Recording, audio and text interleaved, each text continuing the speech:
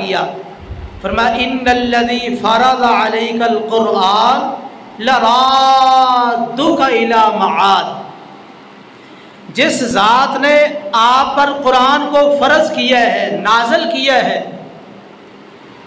آپ اس کی طرف سے یہ پیغام اور اعلان سن لیں کہ آپ مکہ سے نکل رہے ہیں، ایک وقت ضرور آنے والا ہے کہ آپ اس مکہ میں داخل ہوں گے، آپ اس مکہ میں پلٹ کے آئیں گے۔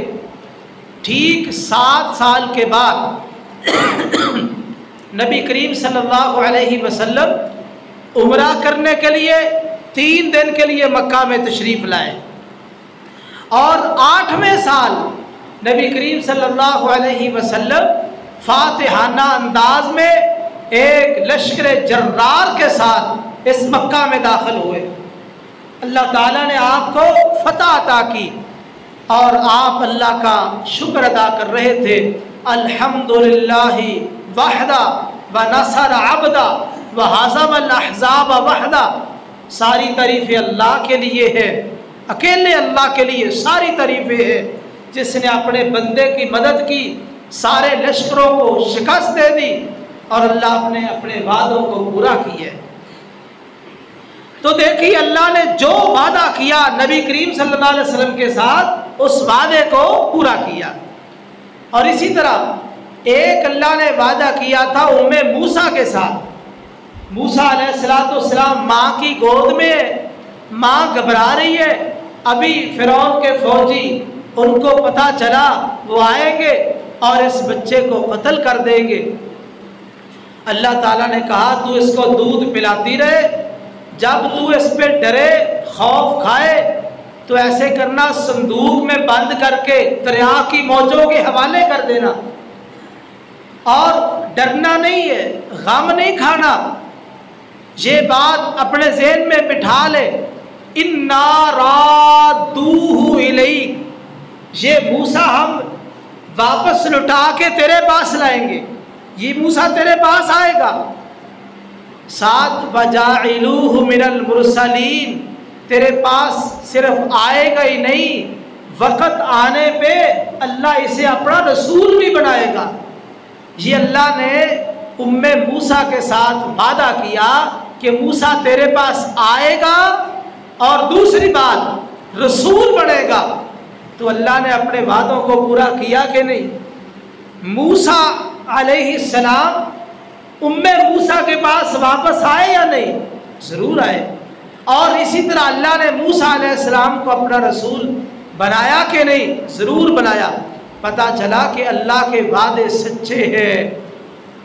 تو اللہ کا یہ وعدہ ہے کہ جب اس قرآن مجید کو پڑھا جائے، سنا جائے، سمجھا جائے، اور اسی طرح باقی عبادات کو بجا لایا جائے تو انسانوں کے ایمان میں اضافہ ہو جاتا ہے۔ تو واقعتاً ہمارے ایمان میں اس ماہ رمضان میں اضافہ ہوا، ہم نے عبادات بجا لائی اور ہمارے ایمانوں میں اضافہ ہوا۔ اب سوال یہ ہے کہ جو اضافہ ہوا تھا، جو ہی ماہ رمضان اختتام کو پہنچا تو ہم واپس کیوں پلٹ آئے؟ جس حال پہ ہم ماہ رمضان سے پہلے کھڑے تھے اسی حال پہ واپس چلے گئے۔ جس اسٹیج پہ ہم ماہ رمضان سے پہلے کھڑے تھے، یہ مہینہ گزرنے کے بعد، ایمان کے اضافے کے بعد، ہم واپس اسی اسٹیج پہ چلے گئے۔ ایسا کیوں ہے؟ آئیے، اللہ تعالیٰ نے ایسے لوگ جو ماہ رمضان کے اندر تو ایمان میں آگے بڑھے، لیکن مہینہ ختم ہونے کے بعد پھر واپس پلٹ گئے، اپنی اسی اسٹیج پہ، اپنی اسی حالت میں تبدیل ہو گئے، اللہ نے ان کا ذکر قرآن مجید میں کیا ہے۔ فرمایا وَلَا تَكُونُوا كَالَّتِي نَقَضَتْ غَزْلَهَا مِن بَعْدِ قُوَّةٍ أَنْكَاثًا، تم اس عورت کی طرح نہ ہو جانا جو عورت سارا دن سود کاٹتی ہے، سوت بناتی ہے اور شام کو اس سوت کو ٹکڑے ٹکڑے کر دیتی ہے، کاٹ دیتی ہے. سارا دن محنت مشقت اور شام کو وہ اپنی ساری محنت برباد کر دیتی ہے، ساری محنت ضائع کر دیتی ہے. فرمایا تم اس عورت کی طرح نہ ہو جانا. دیکھو جو عورت، یہ بعض مفسرین نے کہا کہ مکہ میں ایک ایسی عورت تھی جس کے دماغ میں کچھ خرابی تھی، وہ سارا دن سود کھاتی رہتی اور شام کو جتنا سود بنایا ہے اسے وہ کاٹ دیتی اور اسے توڑ پھوڑ دیتی. تو کہا گیا کہ تم اس عورت کی طرح نہ ہو جانا جو اپنی ساری محنت برباد کر دیتی ہے. تو میرے بھائیوں، آج ہم میں سے کتنے ایسے مسلمان ہیں جن کی حالت اس عورت کی طرح ہے جو ماہ رمضان میں محنت کر کے، مشقت کر کے، عبادت بجا لا کے ماہ رمضان گزرنے کے بعد اپنی اسی حالت میں واپس چلے گئے. اب نہ نماز کی فکر ہے، نہ نیکی کی فکر ہے، نہ وہ صدقے کا ذوق اور شوق ہے. تو اگر ہم واپس پلٹ گئے ہیں تو ہماری حالت اس عورت کی طرح ہے جس کا ذکر اللہ نے قرآن میں کیا ہے. تو ہمیں اس کے بارے میں سوچنا ہوگا کہ ہم کیوں پلٹے. ہم نے جب یہ قدم اٹھایا، ماہ رمضان میں محنت کی، ہمارے ایمان میں اضافہ ہوا، تو ہم واپس کیوں آئے؟ سست کیوں ہو گئے؟ تو اس کے بارے میں ہم نے سوچنا ہے. حالانکہ اللہ کا حکم کیا ہے؟ اللہ کا حکم سنیے. اللہ تعالیٰ فرماتے ہیں وَاعْبُدْ رَبَّكَ حَتَّى يَأْتِيَكَ الْيَقِينُ. اپنے رب کی عبادت کر حتیٰ کہ تیرے پاس موت آ جائے. نبی کریم صلی اللہ علیہ وسلم کو حکم ہو رہا ہے کہ آپ موت آنے تک اللہ کی عبادت کریں. یا موت کو یقین کہا گیا ہے، موت کا لفظ نہیں بولا، یقین کا لفظ بولا ہے. کیا معنی؟ یعنی موت ایک ایسا امر ہے جو یقینی ہے، جس میں کسی کو نہ کوئی شک ہے نہ کوئی اعتراض ہے. موت برحق ہے، موت نے آنا ہی آنا ہے. تو کہا موت آنے تک آپ اپنے رب کی عبادت کریں.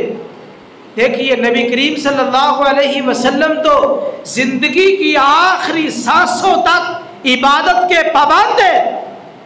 مجھے اور آپ کو کس نے اختیار دیا ہے کہ ہم رمضان میں تو عبادت بجا لائیں اور باقی 11 مہینے چھٹی کر لیں؟ ہمیں کس نے اختیار دیا ہے؟ اگر ہم چھٹی کر کے بیٹھ گئے تو یاد رکھیے ہمارا نبی کریم صلی اللہ علیہ وسلم سے تعلق نہیں ہے. آپ کے ساتھ اسی آدمی کا تعلق ہے جو ان عبادات کو برابر بجا لا رہا ہے، اس میں تسلسل جاری رکھے ہوئے، اس میں کوئی کوتاہی اور سستی نہیں. جس طرح نماز کی پابندی ماہ رمضان میں تھی، ماہ رمضان گزر جانے کے بعد بھی نماز کی پابندی کی وہی صورت ہے، اس میں کوئی کوتاہی نہیں آئی. تو یہ نبی کریم صلی اللہ علیہ وسلم کے طریقے پر شخص چل رہے ہیں. اور جس شخص میں کوتاہی آ چکی ہے تو وہ سمجھے کہ میں نبی کریم صلی اللہ علیہ وسلم کے طریقے سے ہٹ رہا ہوں. دین اسلام میں جس عمل پر ہمیشگی کی جائے اسے بڑا پسند کیا گیا ہے. صحیح بخاری اور مسلم کی حدیث ہے، نبی کریم صلی اللہ علیہ وسلم نے فرمایا وَكَانَ أَحَبُّ الدِّينِ إِلَيْهِ مَا دَاوَمَ عَلَيْهِ صَاحِبُهُ. اللہ تعالیٰ کے ہاں پسندیدہ دین، پسندیدہ عمل وہ ہے جس پر عمل کرنے والا ہمیشگی کرے، دوام کے ساتھ عمل کرے.